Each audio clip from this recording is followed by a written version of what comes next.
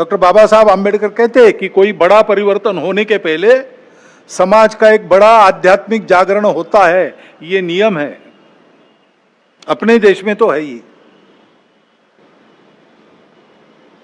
शिवाजी महाराज के पहले सैकड़ों वर्ष संतों ने आध्यात्मिक जागरण किया, भक्ति की बुनियाद देकर सारे समाज को भेद मिटाकर वर्ण अभिमान विसर ले जाती, भूल गए वर्ण अभिमान और जाति, ऐसा समाज खड़ा किया। तो शिवाजी महाराज ने स्वराज्य का विचार रखा, उसके पीछे सामान्य आदमी खड़ा हुआ, अपना घर गृहस्थी संभाल कर और उनके साथ लड़ता था। इसलिए दुनिया की बलाढ्य ताकतें भी उसको पराजित नहीं कर सकती। ये समाज के निर्माण का काम करना है। समाज में एकात्मता चाहिए, समाज में संस्कार चाहिए।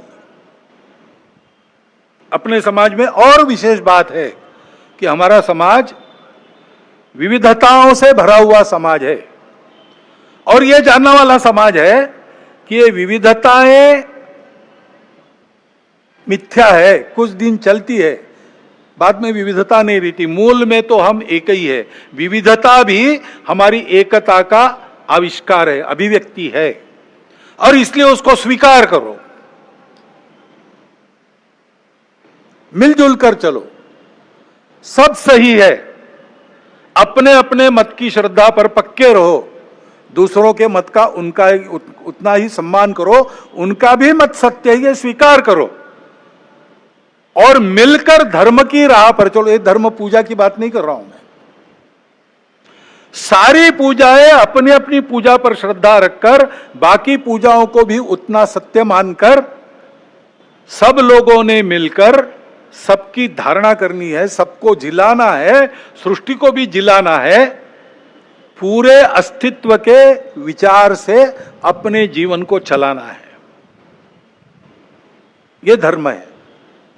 उस धर्म मार्ग पर बढ़ते हैं तो उन्नति होती है। हमारे देश में विविधता में एकता पुराना है। कुर्म पुराण में वर्णन किया है यहां की जनता का कि ये भारत भूमि की प्रजा ऐसी है, अनेक देवी देवताओं की पूजा करती है और अनेक प्रकार के रीति रिवाज रखती है, अनेक भाषाएं बोलती है, फिर भी मिलजुल कर चलती है। अथर्ववेद की ऋचा भी प्रसिद्ध है, जन्म बिभ्रति बहुधा विवाचसम नाना धर्माणम पृथ्वी में यथोकसम। ये हमारी रीति है।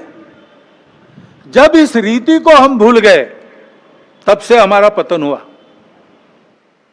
तब हमने अपने ही भाइयों को अस्पृश्य कहकर दूर रखा। कोई इसके पीछे न्याय नहीं है, कोई शास्त्र इसके पीछे नहीं है, नहीं इसको वेदों का आधार है, न उपनिषदों का आधार है। ये तो स्वार्थी लोगों ने